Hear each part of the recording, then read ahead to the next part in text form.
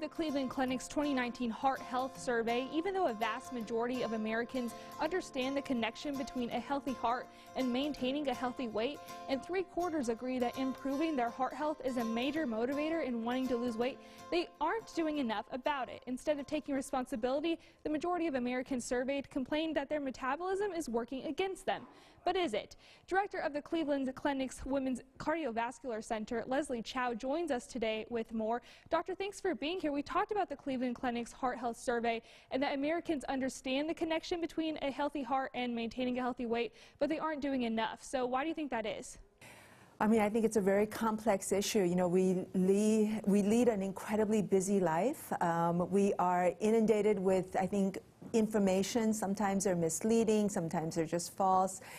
And also, I think weight is such a complicated issue because it is an emotional issue a lot of times. And I think, you know, it's very complex, and people have tried to lose weight in the past. Maybe they lost a little weight, gained all their weight back. And so oftentimes they're discouraged about how to go about losing weight. Why is obesity becoming an epidemic in America, and how is obesity affecting the heart health of Americans? Obesity has become an epidemic not just in the U.S. but across the world, and it's probably the kind of food we eat, but it's also a sedentary lifestyle that's, you know, brought on by the, you know, type of environment we live in. The thing about being overweight is that it's not just a number on a scale or a dress size. It really does impact your blood pressure, your cholesterol level, and your diabetes, which then of course leads to heart disease and stroke, heart attack, increases your risk for cancer, increases your risk for sleep apnea and certain irregular heart rhythm. So it's really important to think about weight as a direct effect on your overall health. So the survey found that there is an education gap and many misconceptions on what exactly excess weight or obesity does to America's hearts. So why do you think that is, and can it be changed? No, absolutely. I think it can be changed, and I think, you know, a program like yours that are educating the public is one, you know, very important step in turning that around.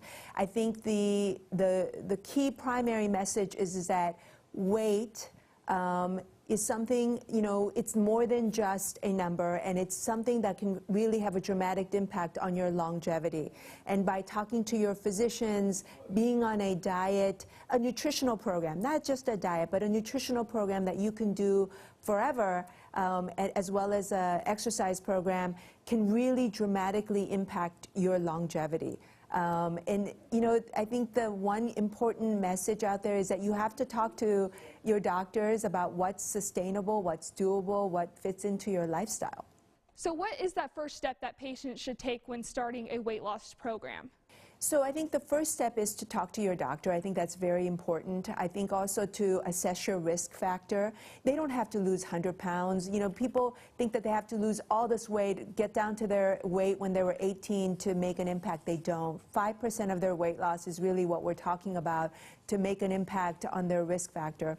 Talk to your doctor, come up with a good plan. You know, these fad diets really don't work.